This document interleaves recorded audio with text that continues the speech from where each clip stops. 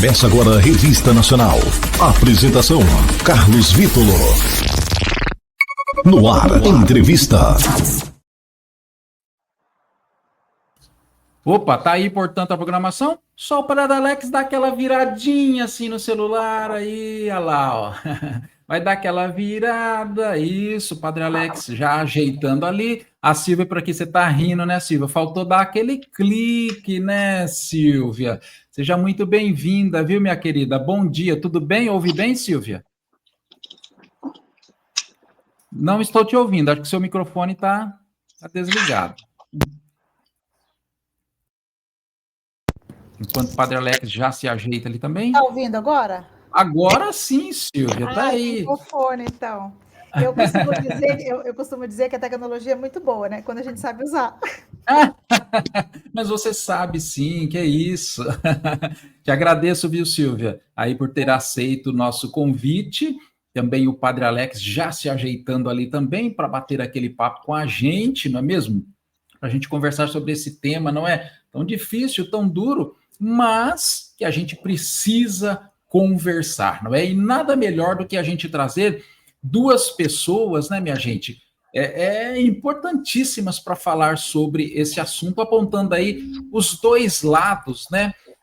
Este lado profissional e também esse lado espiritual que é fundamental. Padre Alex, muito bom dia, viu? Quero te agradecer demais por ter aceito o nosso convite. Ouve bem, padre? Bom dia. Sim, estou ouvindo.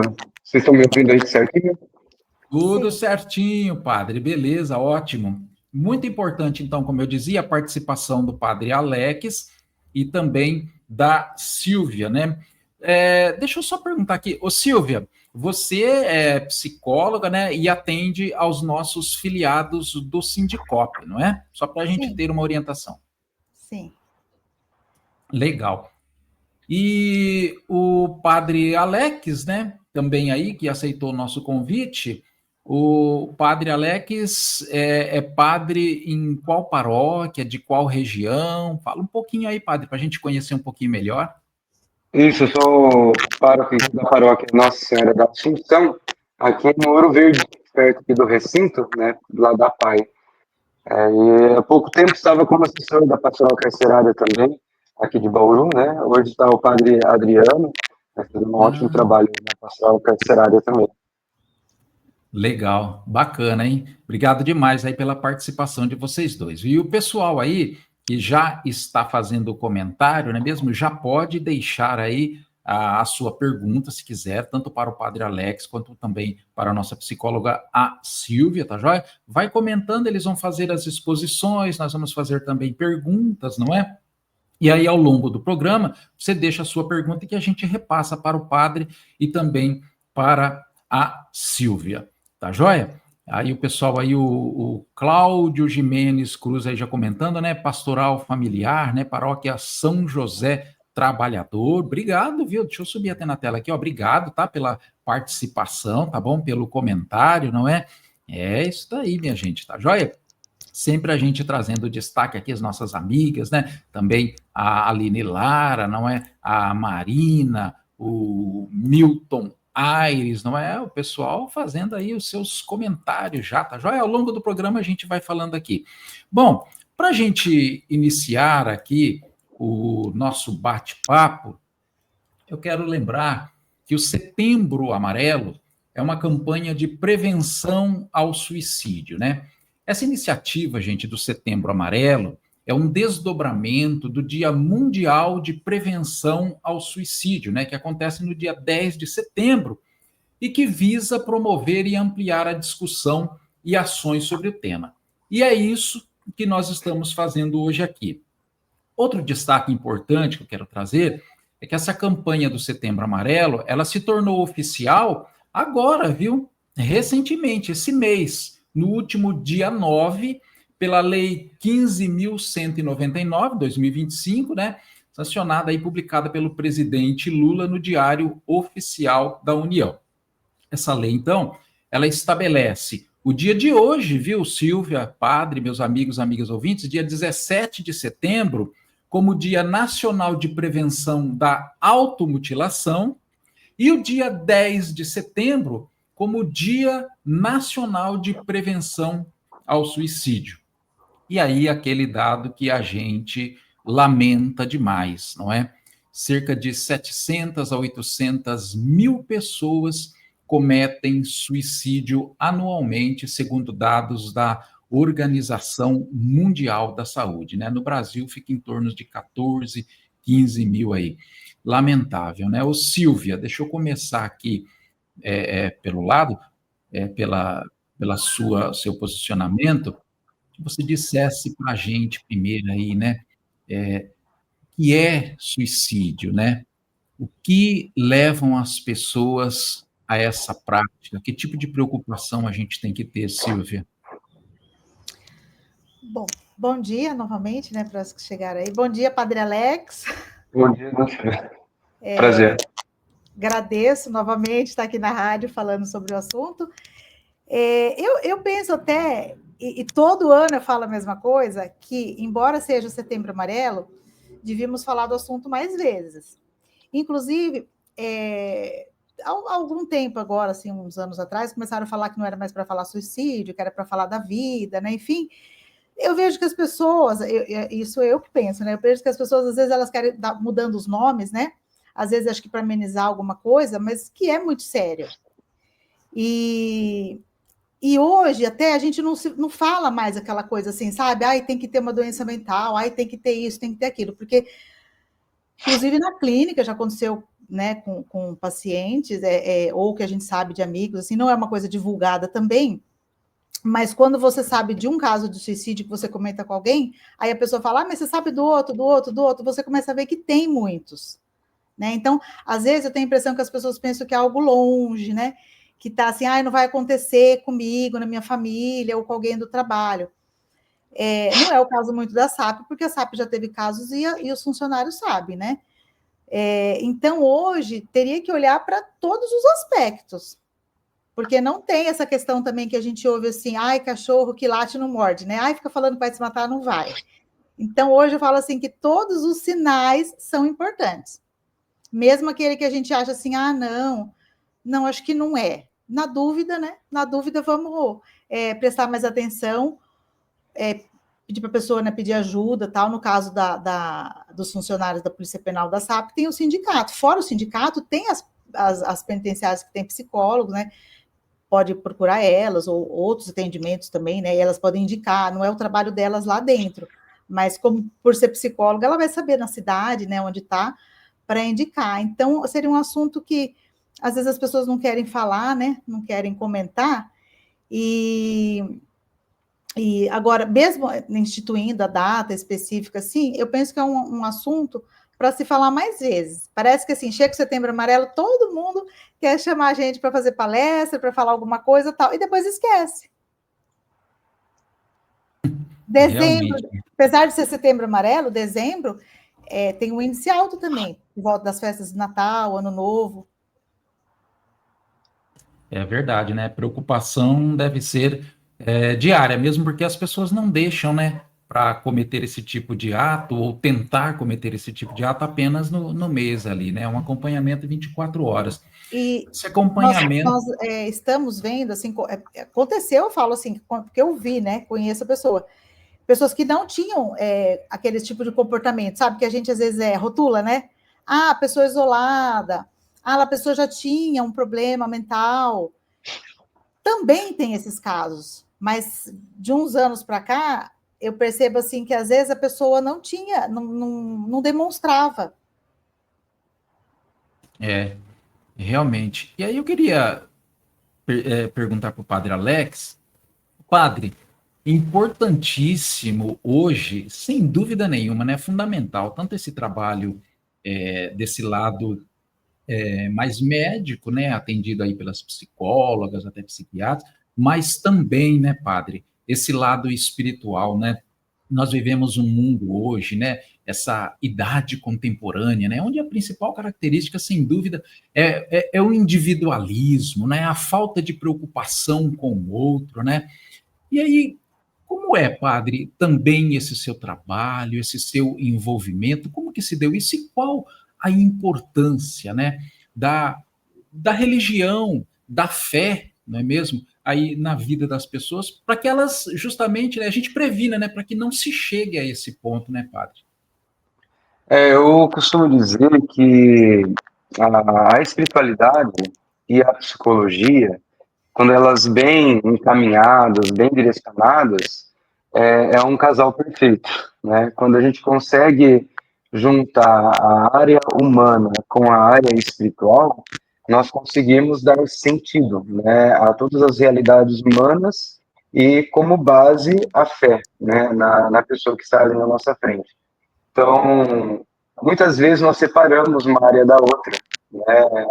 A área psicológica, lógico, cada um tem os seus caminhos, né? Cada um tem suas bases, mas caminhando junto, né? Cada um no seu, dentro da sua especialidade, pode unir essas duas realidades para que possa ajudar o fiel, a pessoa, a estar dando sentido da vida, né?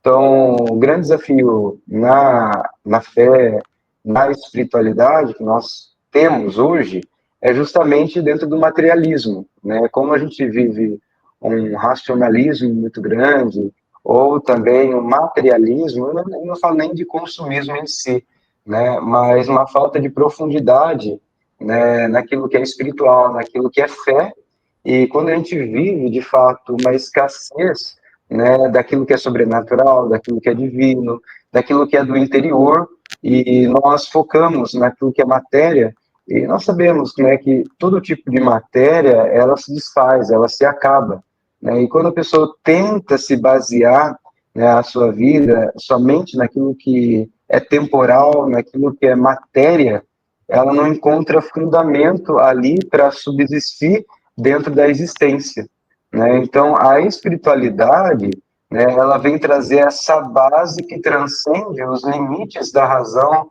transcende os limites da matéria, e mesmo que esteja numa condição, né, extremamente, vamos dizer assim, caótica, né, dentro da sua área humana, pessoal, ela consegue embasar tudo isso, né, dentro da fé.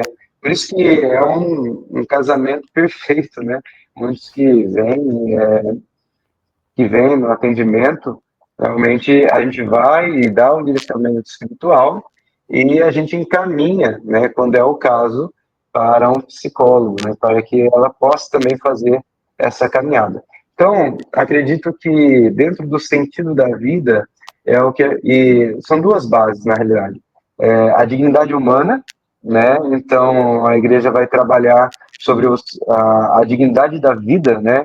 Então, claro, a igreja vai colocar como criação de Deus, como fonte de vida é o próprio Deus, né? Então, a vida, ela tem o que é mais precioso, não tem outra coisa mais preciosa do que a própria vida, né? Então, ela vai trabalhar a dignidade da vida e depois também o sentido da vida.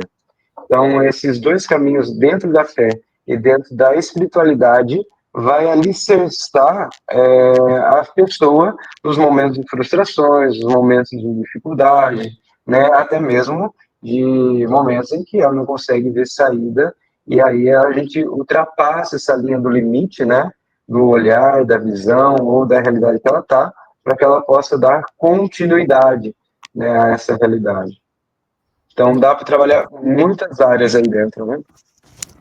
E assim, padre, dentro desse universo espiritual, claro, do seu mais específico, né, da Igreja Católica, o senhor já teve, assim, experiências de atendimento, de conversa com pessoas assim, e que essas pessoas conseguiram se livrar, né, desse pensamento, desse remorso? Hoje tem muito, né? Muito pensamento, né, de tirar a própria vida, né?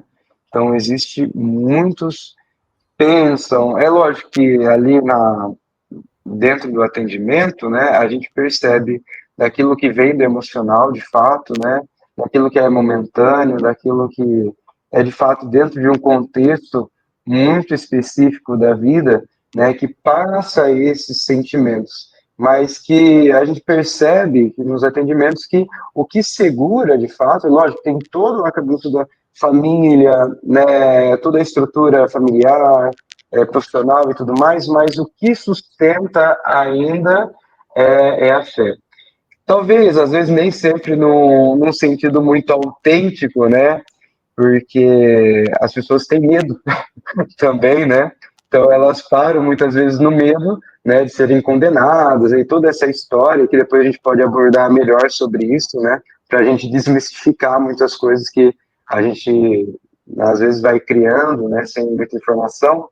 Mas medo é dos fatores que medo de Deus, né? Medo da condenação, medo do inferno e tudo mais. Isso é um dos índices, né? E outro também é a divindade da vida. Ela traz essa, nossa, eu sou criado por Deus, né? Enfim, tem todas essas realidades que uma pessoa, quando está dentro de uma situação, de uma adversidade muito pesada na vida dela, que impede dela estar fazendo, concretizando o seu pensamento e faz vir a procurar. Então, é uma graça, é uma bênção que, mesmo que isso não seja tão autêntico no sentido de fundamentação, mas pelo menos é uma barreira que faz elas pedir ajuda, né? E é nesse momento que chega até nós, né? Muitas vezes é nesse momento que chega. Às vezes, claro que quando é uma adversidade muito pesada, muito forte, houve pensamentos e aí a gente indica, né, o caminho espiritual e também um psicólogo para estar tratando essas duas realidades. Bacana, hein? Mas está Importantíssimo, né? crescendo cada vez mais, viu? Principalmente É, entre os jovens. Muito verdade, né? entre os jovens. Jovens não têm ainda, né, aquela estrutura formada, não é? Então, realmente é muito difícil. Ô, Silvia, falando especificamente agora, você que acompanha, né, muito, né, a carreira policial, em virtude desse trabalho junto aos policiais penais, queria que você me falasse como que é de fato, não é, essas pessoas com maior risco aí, né, de suicídio, justamente por causa da profissão, né? Por exemplo, claro, não é, a carreira policial e também os profissionais de saúde, né? Mas por quê? Justamente não só pelo elevado nível de estresse, não é, que envolve aí essas duas categorias principalmente, mas pela facilidade do meio de acesso, não é, aos meios letais, né, como por exemplo armas, no caso de policiais, no caso do pessoal da saúde, medicamentos, não é? É, como que o estresse, como que a pressão aí do trabalho, elas podem, de fato, aí contribuir para o desenvolvimento aí de problemas de saúde mental aí entre esses trabalhadores, né? Isso, de fato, colabora? Como que funciona essa questão? Até mesmo para que sirva de alerta, né? Os policiais penais que nos acompanham neste momento. Com certeza é uma facilidade, mas eu penso que hoje, até com a internet, assim, mesmo em outros contextos, né, isso facilita. Mas o contexto, né, que eu falo lá normalmente da Polícia Penal, a gente sabe que é um ambiente que é pesado, isso e aquilo. Então, eu penso assim, que eles. Sabe aquela coisa assim? O que eu não consigo, o que não está no meu controle, porque o que eu vejo, tanto na clínica, né, em outro lugar que eu atendo, quanto no Sindicop, muito das falas das pessoas às vezes elas ficam reclamando e sempre batendo na mesma tecla, né? Mas tem coisas assim, tem coisas que dependem de mim. Eu vou lá e faço. Aquilo que não depende de mim, se não depende de mim, eu não tenho como sofrer. Eu vou ter que criar estratégias para lidar com a situação.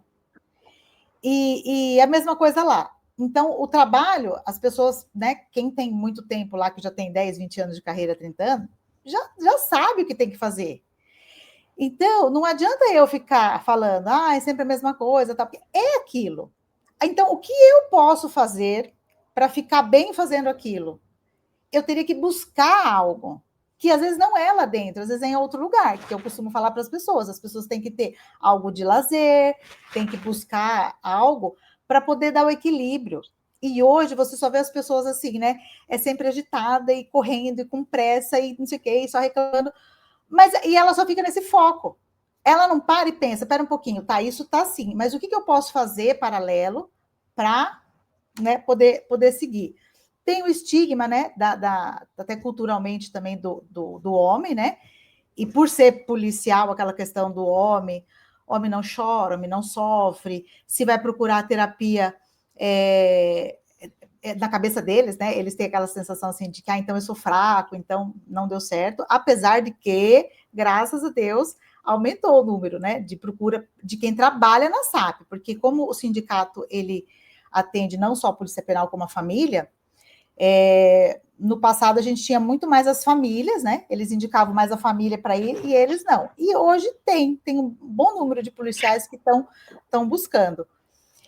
E também a gente pega duas vertentes aí, né? Tem a questão dos, vamos dizer, do serviço em relação aos presos e tal, mas tem também entre eles, que isso também não é na SAP, né? Vamos dizer que no modo geral, nas empresas também, em outras empresas privadas. Mas pegando o gancho lá que o padre Alex falou, a questão também do individualismo, né, da questão da fé. Então, com essa correria do dia, eu penso que muitas coisas as pessoas vão deixando, só que elas estão deixando coisas importantes. Então, o que está faltando é isso, essa base, essa estrutura, né? Desde que o mundo é mundo, tem suicídio, ok, mas o que está aumentando, está aumentando. Outra coisa também a questão assim dos jovens, assim, falta de objetivo. Perguntas, sai fazendo uma pesquisa, pergunta da família, os jovens da família, ou qualquer um aleatório na rua, que quer fazer um objetivo. Não sabe, não tem. Se eu não tenho objetivo, o que eu estou fazendo na vida? Então, por isso que na clínica também aumentou o número de pessoas que falam e tentam. Então, é uma coisa que vem vindo assim numa proporção, eu falo assim, está perdendo o controle mesmo, né? Precisa desses cuidados. E por isso que eu falei logo no início, que precisa falar mais vezes, precisa essa questão. Inclusive agora, né, estão falando lá da questão da segurança do trabalho, sobre a NR1 lá, dos riscos psicossociais, né? Então, por que as pessoas estão falando tanto? É afastamento por depressão, por ansiedade. As pessoas chegam já na terapia se rotulando. Às vezes elas falam de ansiedade, aí você vai perguntar um exemplo, tal, mas a ansiedade, ela faz parte do nosso dia a dia. Nós temos, mas não é às vezes considerado um transtorno, a não ser que seja realmente exagerado. Mas a mídia também, assim, que eu digo assim, a internet com muita informação, então as pessoas, elas acham, tudo é depressão, ansiedade. Às vezes é tristeza. Se você tem uma notícia ruim, se aconteceu alguma coisa na sua vida, você não fica triste? A tristeza faz parte da nossa vida. Às vezes não é depressão, ela está triste. Então as pessoas não sabem nem dar nome às emoções, elas não sabem dar nome a sentimentos, elas não sabem separar o que ela pode ir lá e fazer, o que depende do outro, o que depende do outro, maneiras de falar, comunicação. A comunicação é uma coisa que eu falo, parece que é simples, né? A gente parece que entende, mas não é, porque a pessoa fala de um jeito, daí o outro já entende de outra forma, daí aquilo já gera uma briga, que inclusive na SAP, para quem está escutando, né, aquela coisa, o serviço eu já sei, é aquilo lá, passei no concurso, vou ficar, tal. Eu costumo até falar para alguns, né, quando você está na empresa privada, não que isso seja normal, porque eu acho que eu não tenho que ficar saindo de um lugar para o outro, eu tenho que aprender a lidar, enfrentar os obstáculos para desenvolver. E lá no meu concurso, muitas vezes eles não vão sair mesmo. Então, se isso já é fato, não adianta eu ficar só olhando para isso. Eu tenho que olhar para todo outro contexto da minha vida e falar assim, o que eu preciso fazer para conseguir me manter até a aposentadoria e depois pensar o que eu vou fazer lá na frente.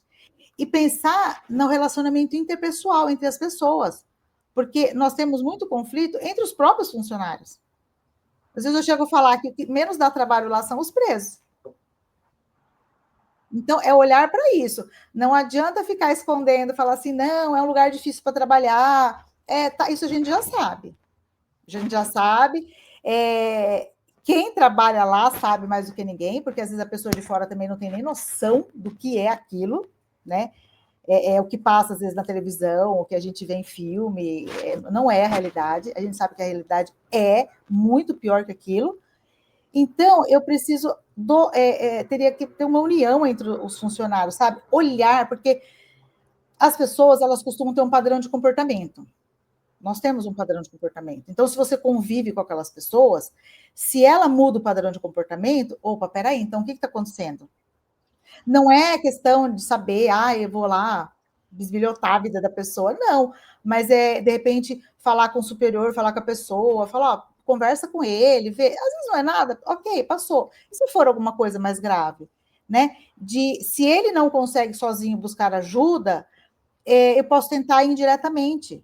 Não é todo mundo que tem esse impulso, essa resiliência de pedir ajuda. Às vezes a pessoa vai sofrendo por N questões. Uma delas, a questão do homem, polícia penal, é culturalmente assim, eu sou forte, se eu for lá, o que vão falar de mim e tal.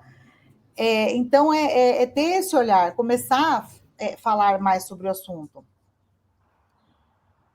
Fazer grupos, né? Fala assim, às vezes no individual, a terapia individual é ótimo, tudo bem, a pessoa às vezes ela precisa falar coisas que ela quer fazer no individual, mas esses temas daria para trabalhar muitas coisas em grupo, mais vezes, sabe, assim, durante o ano, quando tem eles têm lá o calendário dele, né, tanto tem para a parte dos presos, como tem para a parte dos funcionários, incluir temas, mas não só também ficar falando do suicídio, mas muitas coisas na nossa vida, que nem a espiritualidade, né? Eu falo que as pessoas precisam cuidar do corpo, da parte física, né? Então as pessoas têm que ir no médico, vai fazer check-up, né? Tal, vai no médico.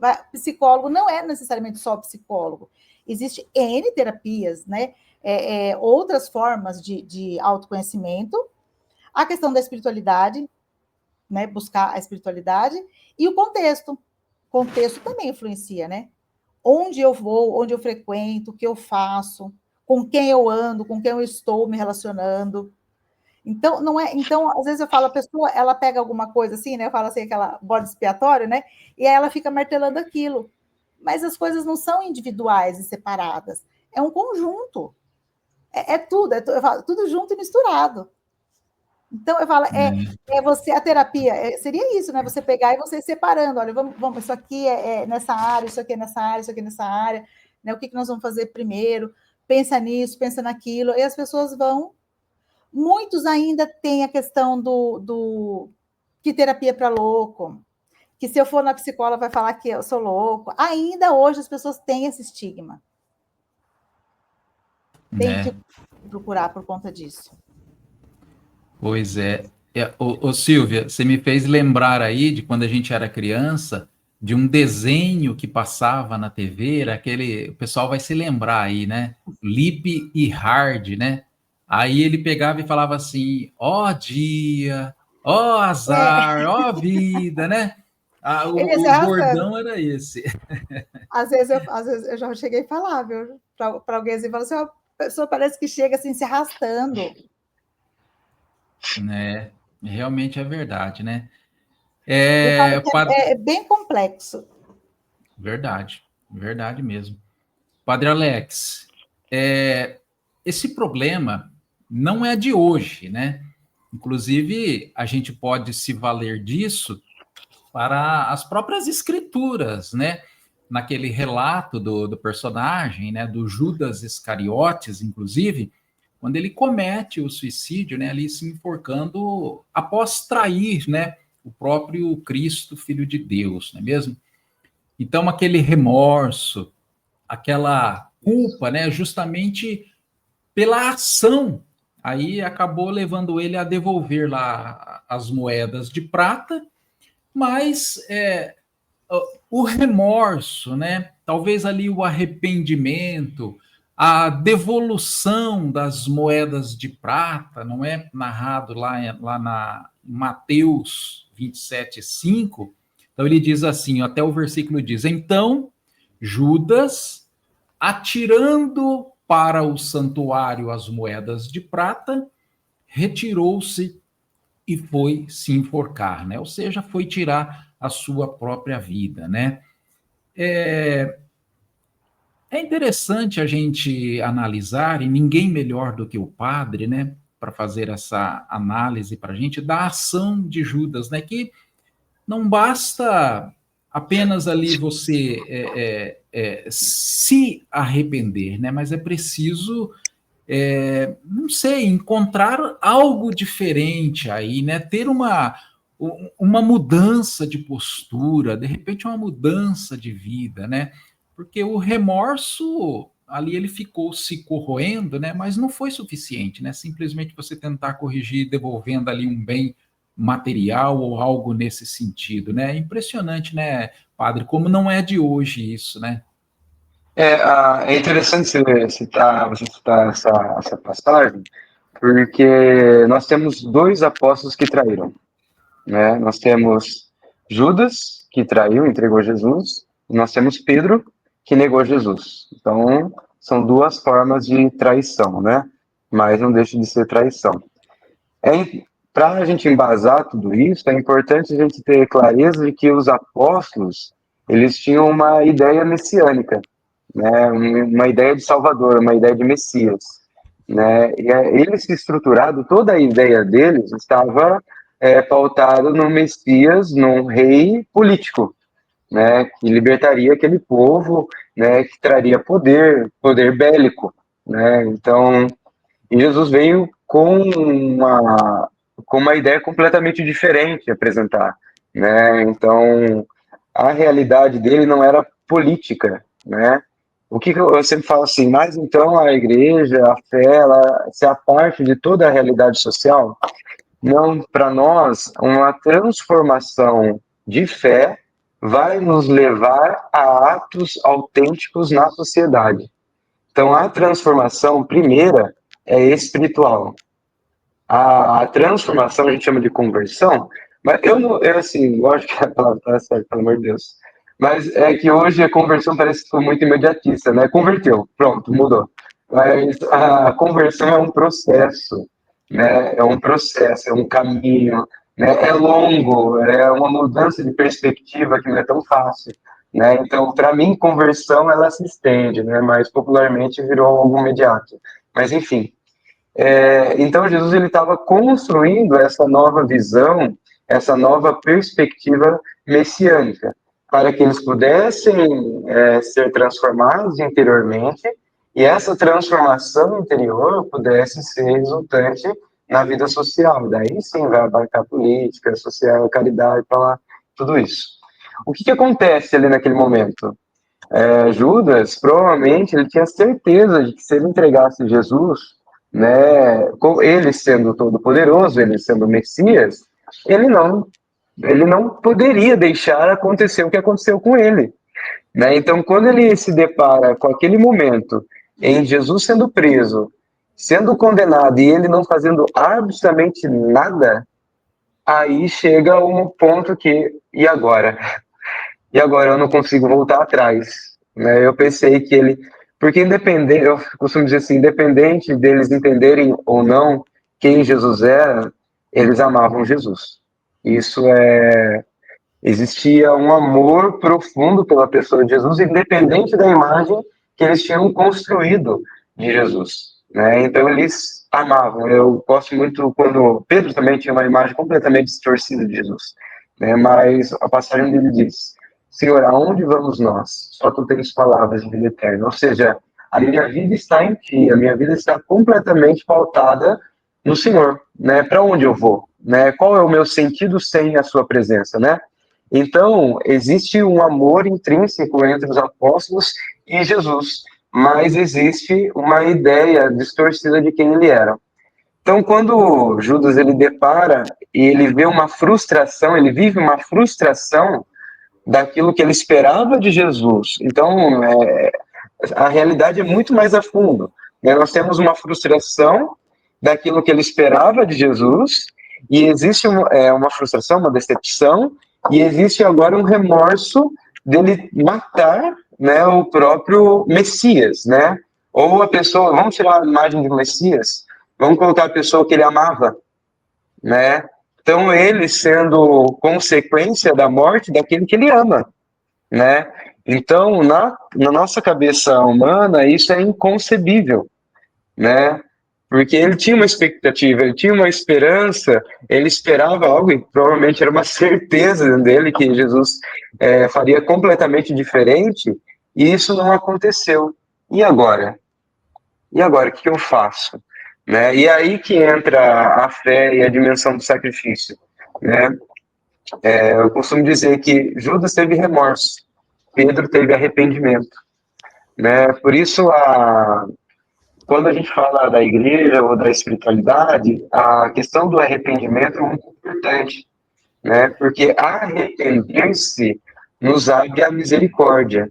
O remorso é um estado permanente de remoer mesmo aquilo que está lá dentro, mas sem uma ação efetiva na vida, né? Então eu fico travado, paralisado numa realidade em que eu não consigo transcender. O arrependimento não. O arrependimento, eu me arrependo e esse arrependimento me leva a uma ação onde eu me abro a misericórdia, né? Então Pedro imediatamente depois que ele nega Jesus e ele lembra que Jesus já tinha, né, já tinha antecipado esse fato, ou seja, já tinha preparado ele para esse momento, né, ele vai lembrar assim, nossa, eu traí Jesus. E ele se arrepende, só que ele vai adiante, né, ele vai adiante e pede perdão, né, que hoje é a nossa confissão. Né. Eu falo que a confissão, né, sem entrar muito nos méritos, mas eu acho que cabe aqui porque dentro da confissão, o que acontece? Existe o sigilo de confissão. Pessoa que se abre tal como ela está. Eu não falo tal como ela é porque nada nos define, né? Mas é sempre um estado em que nós nos encontramos, né, de pecado. Nós não somos pecado, nós estamos em estado de pecado, né? Então, na confissão, a pessoa ela pode escancarar tudo que ela tem, tudo que ela traz, decepções, frustrações, machucados, e ali ela pode entregar. Né? Então, existe esse ato de arrependimento, e a partir do arrependimento eu procuro uma absolvição daquele pecado, né? Daquela angústia que ela traz dentro de si, e qual que é a matéria que ajuda a pessoa, eu chamo de cura, né? Nós chamamos de sacramento da cura. Qual que é a cura? É materializar aquilo que está interno pela palavra, ou seja, ela vai dar nome àquilo que está dentro dela. Né? Então, na confissão, obrigatoriamente, a pessoa tem que falar o nome do pecado. Né? E esse exercício de falar, ela materializa aquilo que está dentro. Né? E ela joga fora. Ela, querendo ou não, ela está de frente com a realidade dela. E isso dói. Só que ao mesmo tempo que dói, existe um reconhecimento real e existe uma entrega. Né? Enquanto eu não falo, enquanto eu não coloco, enquanto eu não disponibilizo isso que está dentro, aquilo fica remoendo. Então, na confissão, ela entrega. Primeiro, ela reconhece, estampa na cara dela aquilo que está ali, e ali esse embate, essa dor, a gente chama de vergonha, humilhação e tudo mais, mas é necessário esse processo para que ela entregue. E é efetivo a confissão justamente porque é diferente de eu estar dentro do meu quarto, lá quietinho, sem ninguém, e eu ficar pensando nos meus problemas, nos meus pecados. Embora ela entregue isso para Deus, falta ainda essa materialização daquilo que ela está passando internamente. Né? Então, ali dentro do quarto, penso, falo, reflito, depois que passa, depois que acaba ali, passou, isso aí vai voltar de novo, vai começar a remoer de novo, e é um processo, é um ciclo que não se acaba a ponto de, infelizmente, né, aí sim, vir para doenças, né, emocionais, frustrações, isso também repele na convivência familiar, na convivência profissional, né, uma pessoa que está ali remoendo uma coisa dentro dela e ela não consegue soltar isso numa confissão, não consegue reconhecer isso aí vai expelindo dentro da comunidade paroquial, dentro da família. Então é raiva, é ira, é impaciência, é incompreensão, né? Porque tudo aquilo lá está agitado dentro dela e uma hora explode, né? Enquanto não explode, eu falo que faltam os resquícios, né? Você vai espalhando essa desordem na parte externa da pessoa. Então, enquanto ela não consegue curar-se, e a cura, eu falo, é a mesma ideia da conversão, ela é um processo, ela é um tempo, embora na confissão exista o perdão dos pecados, literalmente, né, a absolvição dos pecados, né, mas existe o tratamento das feridas que ficaram. Nós tivemos a experiência, né, nos presídios das confissões, né, então se confessaram para nós, né, eu até dizia isso para eles, vocês vão confessar e o corpo de vocês vai permanecer preso, né? Então vocês vão continuar numa condição de reclusão, né, de liberdade, mas isso numa questão física. Agora, numa questão espiritual, a partir da confissão, eles tornam-se completamente livres da condição onde eles se encontram, né, pelo menos espiritualmente. A gente vê São Paulo, né, que quando ele estava preso, né, nós não vemos uma imagem de uma pessoa presa, nós vemos uma imagem de uma pessoa completamente em liberdade, mesmo que o seu corpo, a sua matéria, esteja ali presa, né, numa condição social ali. Né? Então, o que a gente traz, acredito, né, muito nisso, é essa liberdade interior, né, e espiritual. E isso não exime, sabe, da culpabilidade.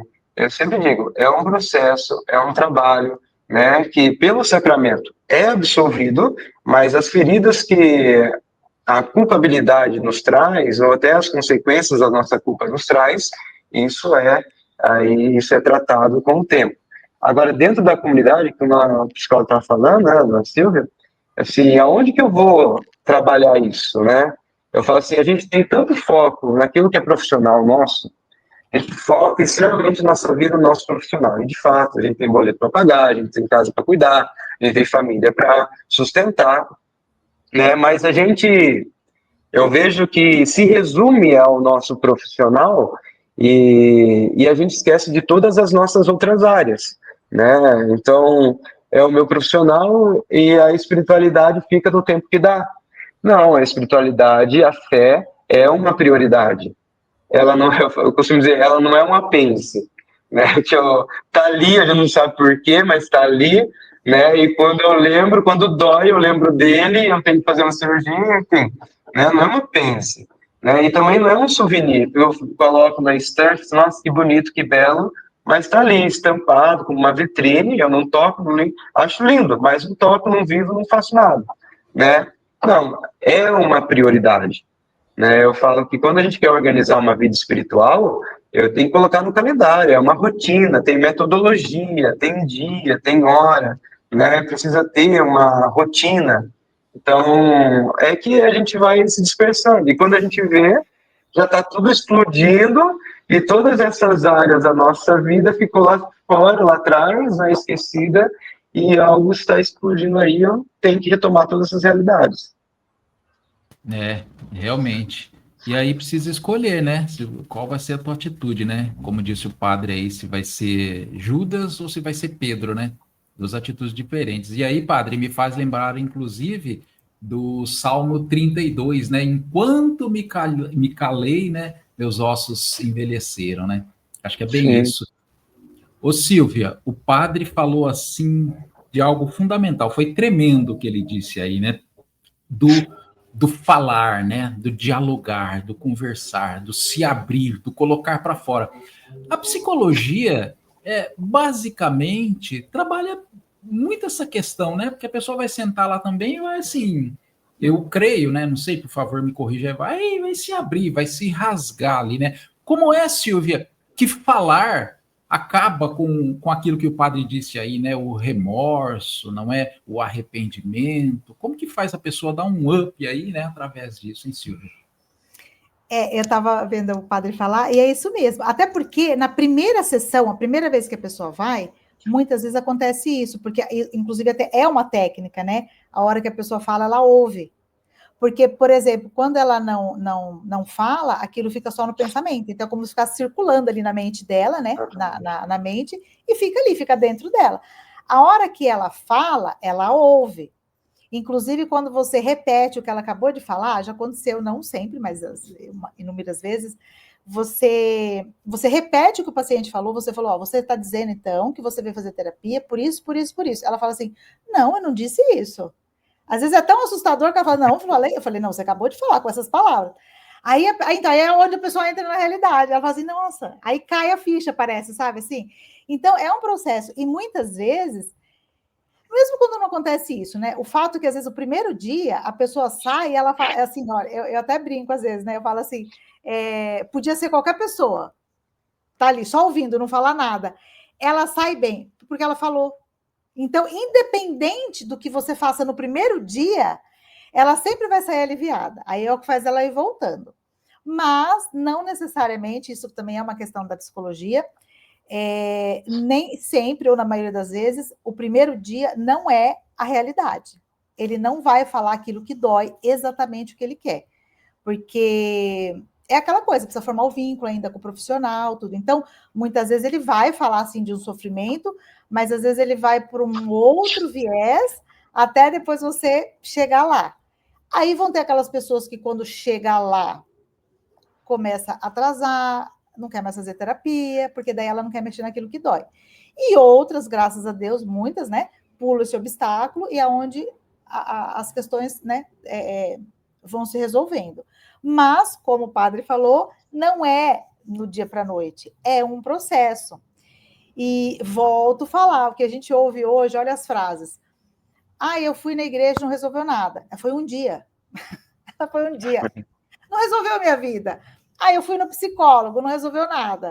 Mas não é um dia. Eles acham que é assim, é instantâneo, né? Não, eu vou lá. Falou para eu fazer isso, eu vou lá, faço e pronto. Não. E por isso eu falo, são várias áreas, são várias questões. E de uma vida toda. Porque muitas vezes a pessoa vem com algo recente. Mas às vezes esse algo recente é uma questão que, claro, às vezes de criança, do passado. Então, eu sempre falo, a gente começa falando de agora, mas depois a gente vai ver de onde veio isso. Dependendo do que a pessoa traz, eu costumo falar, ela não nasceu assim, né? De onde surgiu isso? Como começou? Então, é um processo. E embora, né, o psicólogo, existe várias linhas, várias teorias, mas o paciente, ele é participativo, ele tem que falar. Porque o psicólogo não é ele que vai falar o que o paciente tem que fazer ou não cabe a ele falar, faz isso, faz aquilo, não. O paciente tem que trazer as demandas e aí você vai direcionando, você vai orientando junto com ele. Por isso que eu falo, inclusive até se a pessoa sair, né, com amigos, com colegas e falar, isso é terapêutico, porque ela falou, saiu daquilo lá.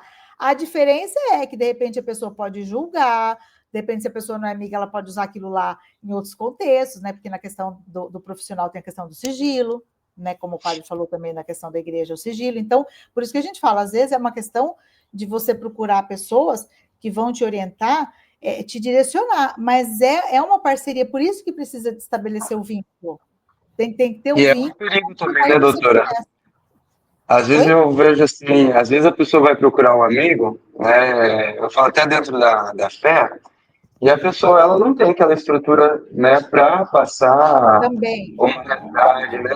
E aí, às vezes, não que, pelo amor de Deus, é ótimo ter amizade, nós temos que falar com os amigos, mas quando for tratar de uma coisa séria, né, eu falo até mesmo de pecado, tem que procurar, de fato, quem vai falar, de fato, dar um direcionamento correto, né? Com certeza. Porque quando a gente fala do suicídio, por exemplo, às vezes, sem informação, quantos que falam, o suicidou está condenado. Olha, não tem perdão, sabe? E se a pessoa não procura o padre para falar sobre isso, ela vai ficar com essa realidade, imagine a família escutar uma coisa dessa, né? Imagine o esposo escutar uma coisa dessa, né? E assim, não é por maldade que as pessoas falam, é por falta de informação, né? Então, eu falo assim, é ótimo a gente partilhar, mas procurar, né, de fato, quem é especialista do assunto, né, para que possa direcionar, né? Eu costumo falar, até porque, assim, essa questão dos amigos, eu entraria até com uma questão do lazer, que nem eu falei. Então, é bom você sair, falar, tal. Mas aí não aquelas coisas específicas, né? Algo muito específico, procurar profissionais, né? pesquisar onde você está indo também, questões, porque até psicólogos mesmo, por exemplo, tem pessoas que não atendem determinadas demandas. Isso daí para mim é muito pesado, não sei o quê. Então, assim, os profissionais também, além da teoria, eles também podem selecionar, às vezes, o que ele quer direcionar o atendimento dele ou não. E essa questão também que você colocou, assim,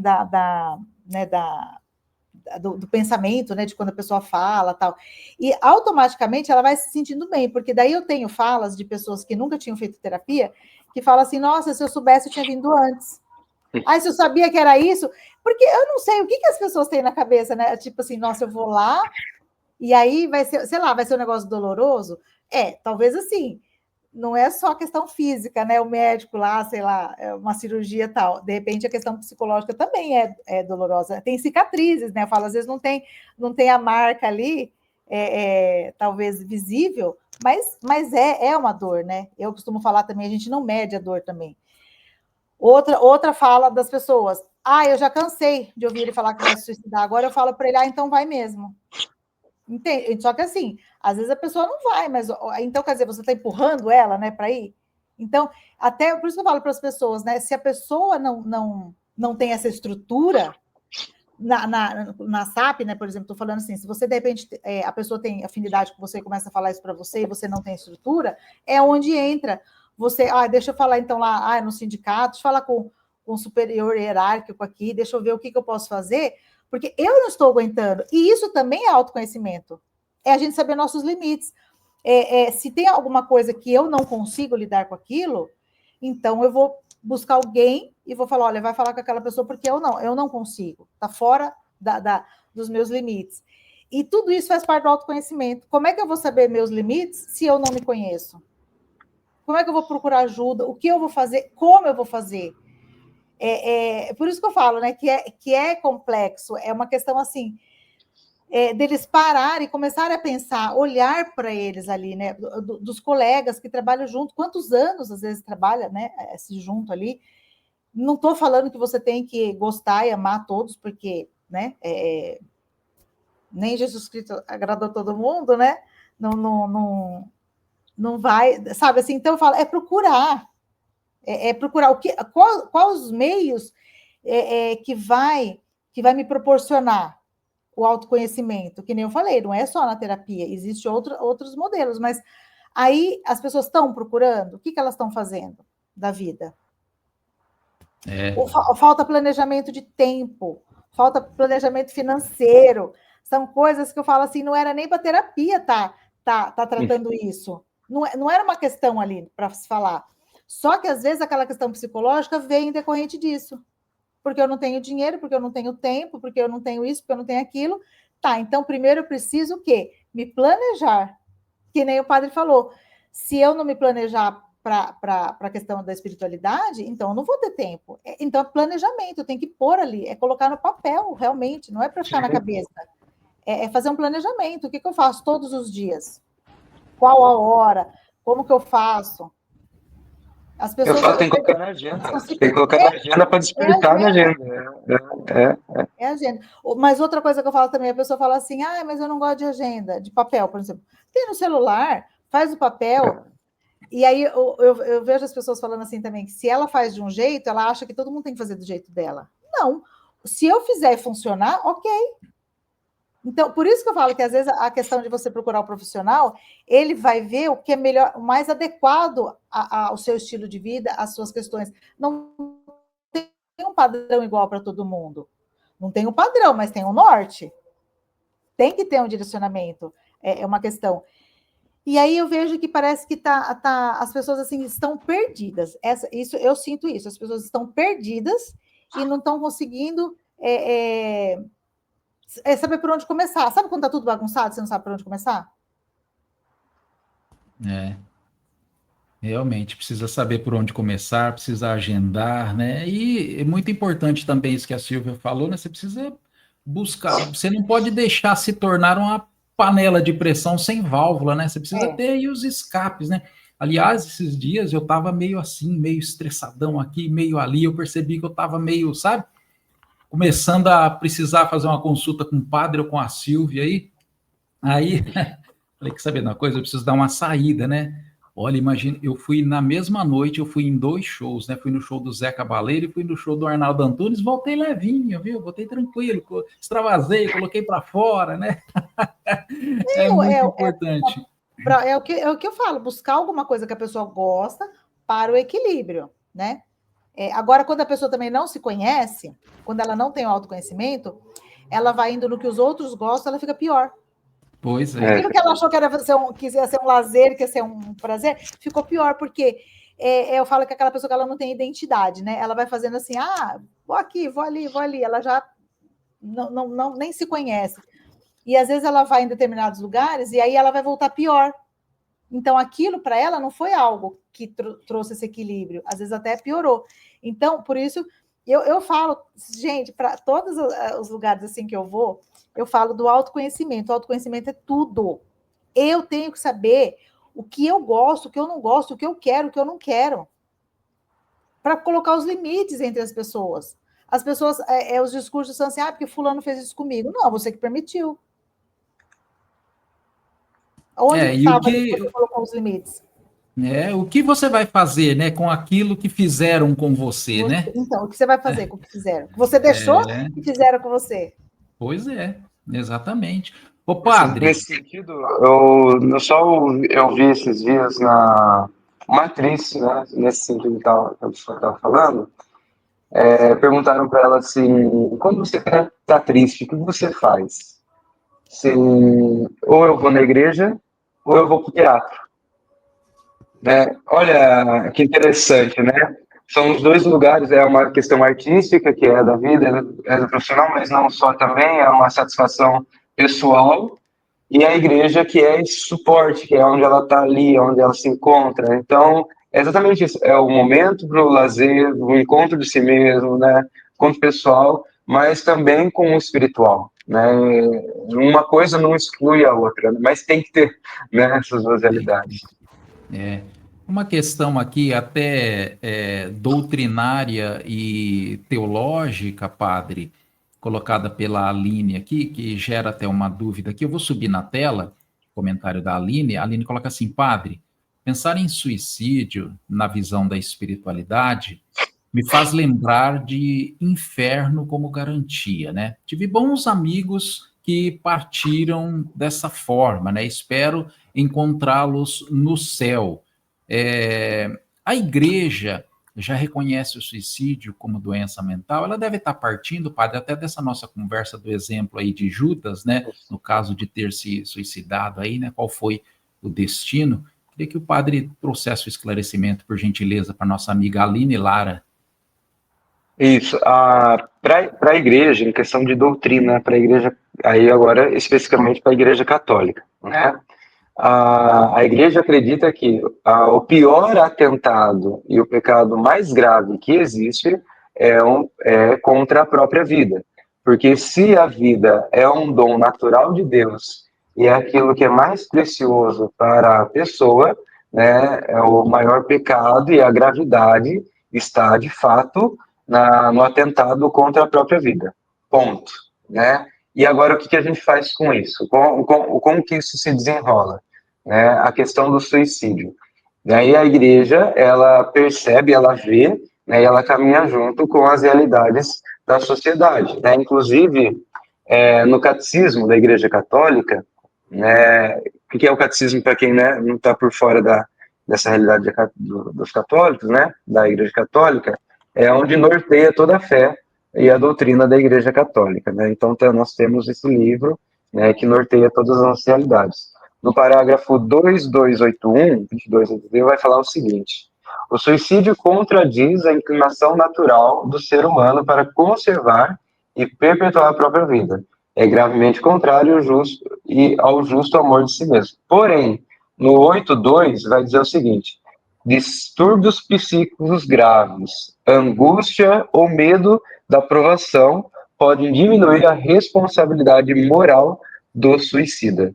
Né? Então, a igreja, ela reconhece que existem realidades que tiram a liberdade da pessoa, né, de julgamento e faz cometer o ato. Né? Então, dentro dessa realidade, existem inúmeros caminhos com que Deus vai, né, trazer para essa pessoa até mesmo uma possível salvação, né, no sentido de que, se a pessoa, no último momento da vida dela, ali, esse é um outro caso, né, nos brevíssimos segundos que ela tem, no momento de agonia, por exemplo, ela se arrepende verdadeiramente, ela é possível de salvação. Né? Então, não está, o que a gente não pode colocar é que ela está completamente fechada à salvação, né? Porque até tem aqui um outro parágrafo que vai dizer assim: não se deve desesperar da salvação eterna das pessoas que se suicidaram. Deus pode, por caminhos que só Ele conhece, oferecer-lhes a oportunidade de arrependimento. Acho muito bonito isso, né? Porque normalmente quando a gente vê uma situação dessa, a gente tenta entender a pessoa, né? Ou a gente quer entender o porquê que levou, né? E aí, dentro dos profissionais, pode até achar os caminhos, alguns sinais, mas a relação do caso em si é só ela com Deus. Não tem como nós entrarmos dentro da realidade e dentro da dimensão da fé da pessoa que está na nossa frente, né? Então, não tem como nós julgarmos, mas não é assim. Eu tenho que tomar cuidado com os termos, porque hoje tudo é assim, só Deus me julga, e daí a pessoa faz o que quer, né? Não é nesse sentido. Deve ser até porque se só Deus me julga, aí que ele tem que ter preocupação mesmo. Mas, é, mas dentro dessa realidade pessoal dela, tanto humana quanto de fé, é só ela e Deus. É um momento extremamente pessoal. E não tem como nós entrarmos nesse momento, nessa realidade. Por isso, não tem como nós fechar. A pessoa que se suicidou, ela está condenada ao inferno. Não tem essa. Nós não temos a capacidade de fazer esse tipo de julgamento. Tá aí, obrigado pela participação, a nossa amiga Aline Lara, não é mesmo? Pessoal todo participando aqui bastante, não é, do nosso programa, fazendo comentários, não é mesmo? Agora já são 10 horas mais 14 minutos aqui na Rádio Sindicop, gente, eu conversando com a psicóloga Silvia de Assis, também com o padre Alex, né? Os dois gentilmente aí aceitaram, né, bater este papo hoje aqui com a gente, viu? E sem dúvida nenhuma, né? As palavras, as orientações, aí as informações trazendo para a gente, sem dúvida, eu tenho certeza absoluta que está ajudando muita gente. Não só aquelas pessoas que têm a tendência, mas também as pessoas, não é, que convivem, né, com pessoas que possivelmente têm essa tendência, não é? Por que a gente fala isso? Porque é muito importante que se tenha essa consciência, porque você, meu amigo, você, minha amiga, que acompanha a nossa programação, você pode ser ali, de repente, o último passo que uma pessoa está antes de começar qualquer ato, né? Você pode ser ali o último contato, o último encontro, e dependendo do que você disser, o padre falou da palavra, né, da conversa, a Silvia também falou da palavra, da conversa, do diálogo, né? E de repente você é essa pessoa, né, que vai não solucionar o problema, mas vai convencer, de repente, a pessoa de procurar, não é? Esses dois lados importantíssimos, e como o padre disse lá no início da conversa, né, devem caminhar juntos, né, formam um casamento perfeito, como disse o padre, né? Por isso, muito importante. Então, você ficar atento na sua família, no seu trabalho, na sua igreja, não é? Na sua rua, com seus vizinhos, né? Porque a gente pode dizer aquela velha frase, né, Silvia, né, padre? Haverá sinais, não é? Não é tão difícil assim, né, perceber quando uma pessoa está de fato necessitando de ajuda, não é? E essas duas ajudas que nós aprendemos hoje aqui são fundamentais, não é? Você vai orientar, né? Olha, procura o padre, procura um profissional, não é? Eu tenho certeza absoluta que nas conversas que o padre já teve aí, ele já orientou, né? Olha, você precisa, além deste lado, ir buscar, né, uma ajuda profissional com a psicóloga. Tenho certeza que a Silvia também já orientou, olha, é extremamente importante aqui, mas o lado espiritual você também precisa cuidar, precisa ir buscar, não é? que é realmente muito importante. A gente fica muito feliz, viu, padre, viu, Silvia, vocês terem participado com a gente hoje aqui. Olha, que Deus abençoe assim, sabe, tremendamente mesmo, sabe, o trabalho de vocês, a vida de vocês, o que vocês têm feito pelas pessoas, porque talvez, por mais consciente que vocês sejam, né, talvez vocês ainda não tenham noção do trabalho e da importância que vocês têm na vida das pessoas, viu?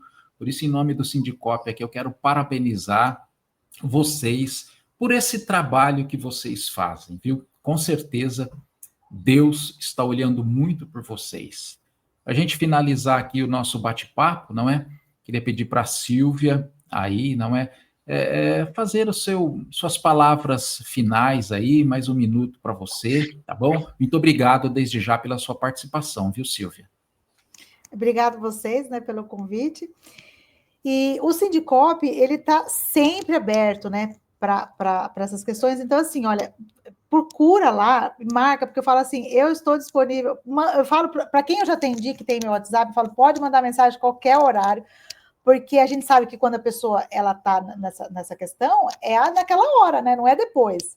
Então, eu sempre falo para os pacientes, se eu não respondo na hora, porque às vezes eu estou atendendo, senão eu estou sempre ali, eu respondo, e procurar o sindicato, mesmo as penitenciárias, porque eu já falei para o Gilson, se as pessoas começam a falar que não tem tempo de vir aqui, eu posso ir lá, pega uma penitenciária, arruma uma salinha lá, vai atendendo eles em horário de trabalho, mais vezes, porque existe a psicoterapia, tem os seus protocolos, mas para algumas questões a gente pode fazer coisas pontuais, que a gente chama plantão psicológico. Então, assim, até no Sindicop mesmo a gente pode, por exemplo, deixar, porque tem uma agenda, mas agora a gente também começou até dar uma agilizada na agenda, então deixei um horário para quando a pessoa liga lá, procurando, a gente já marca na semana seguinte, para não esperar. Então, inclusive, até quem está me ouvindo aqui, porque antes as pessoas iam lá, davam o nome e demorava para ser atendido.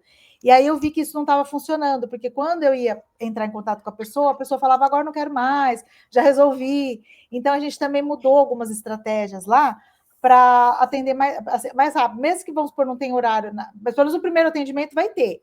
Depois eu vou tentando encaixar, porque daí eu vou vendo a questão da prioridade também, porque ali a gente tem alguns dias de horário, né, que eu trabalho lá. Então, assim, mas tudo é negociável, se as pessoas começarem a procurar, a ter demanda, né? Então, assim, não tenha medo de ir lá perguntar e falar. Então, da estrutura que está hoje, a gente também pode ir mudando. A gente sempre está aberto a mudanças. Então, o Sindicop, que levar para eles lá, muitas vezes eles abraçam a causa. Então, é isso, precisa procurar, ter estímulo para procurar. E observar aqueles que não têm esse estímulo, tentar uma outra pessoa para que faça com que ela vá. Se você, às vezes, tem atrito com uma pessoa e aquela pessoa fala para você ir, muito provável que a pessoa não vá. Então, pega uma pessoa que a pessoa tem mais afinidade, né? Então, assim, não preciso eu, é o outro. Quando eu falo em ajudar, independe se fui eu, se fui o outro, foi aqui, foi ali. Uma rede de apoio precisa ter. E aí era isso que eu queria deixar. Estou disponível para as pessoas que precisarem, né, de ajuda, de um atendimento, que precisar. E para o Sindicop também. Para a rádio. Legal. Bacana. Obrigado mesmo, viu, Silvio? Obrigado pela gentileza de ter atendido a gente, tá? E aí pedir para o padre também, não é? As suas palavras finais, né, padre? Realmente muito importante também a sua participação, agradecendo, a gente sabe, não é? A dificuldade que é aí da agenda de vocês dois, mas vocês se colocaram à disposição. Obrigado, viu, padre, pela participação. Eu que agradeço o convite, viu, Carlos? É uma alegria, né, estar aí com vocês. Eu tive essa experiência também. Eu continuo como agente da pastoral carcerária, né, mas estive à frente aí com vocês aí, com os funcionários, com os diretores, né, e também com os meninos, né, os reclusos, os educandos, e é uma experiência transformadora para nós também, né. Sabemos que existem dificuldades nos dois lados, né, nas duas realidades, tanto para os educandos, dentro da realidade deles, quanto para os funcionários, né, dentro da realidade da empresa e tudo mais.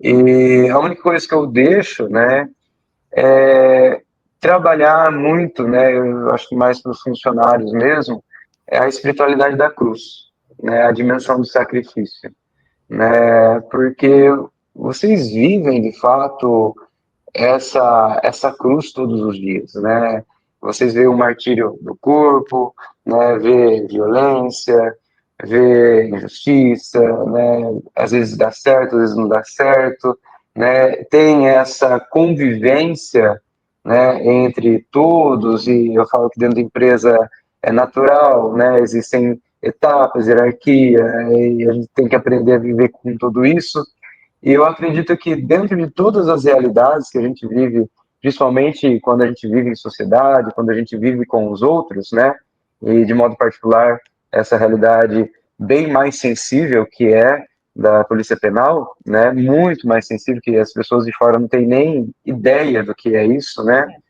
é a espiritualidade da cruz, é dar, e o que é uma espiritualidade da cruz? É viver o sacrifício de cada dia, né, pelo que nós estamos nos sacrificando, pelo que nós estamos renunciando, pelo que nós estamos vivendo. Se nós não dermos sentido ao nosso sofrimento, vira um sofrimento pelo sofrimento, e isso assim, aterrorizador, né? E é devastador para a vida humana. Mas quando a gente tem um objetivo, até mesmo dentro do sofrimento, a gente não procura sofrimento, mas ele bate, ele vem, ele chega sem falar, né? E quando a gente acolhe essa realidade, mas numa dimensão de esvaziamento de si mesmo, sabe?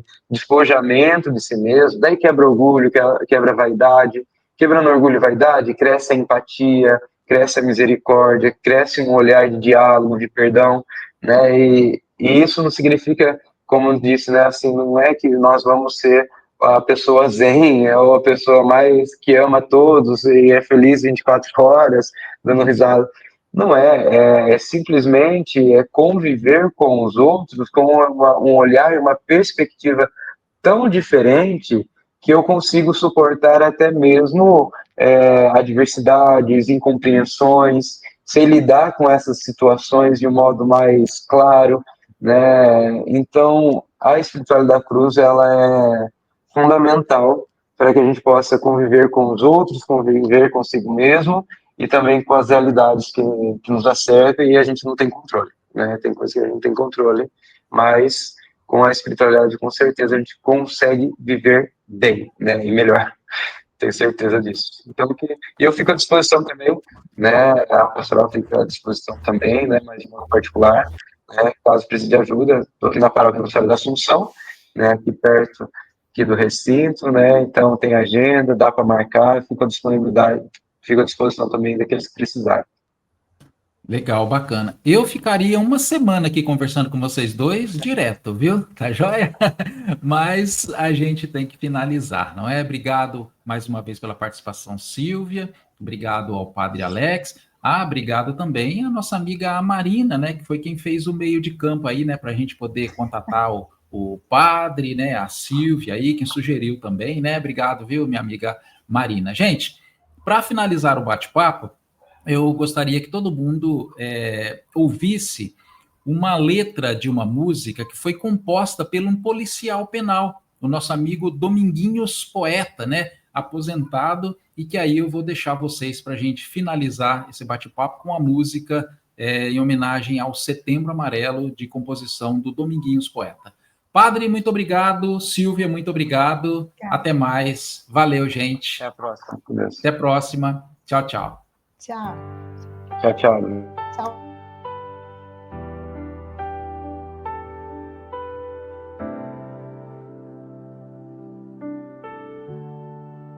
No nó de uma corda não está a paz que procura. O dedo no gatilho não trará o fim de seus problemas. A gota de veneno não terá o fim da amargura.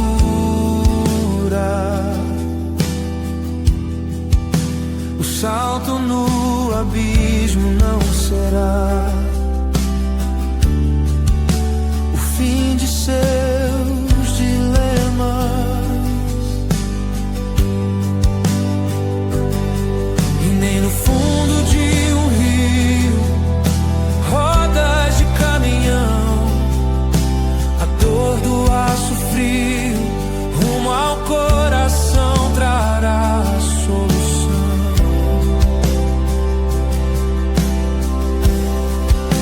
Estou aqui, me chama, telefona, me mande um recado, quero falar contigo,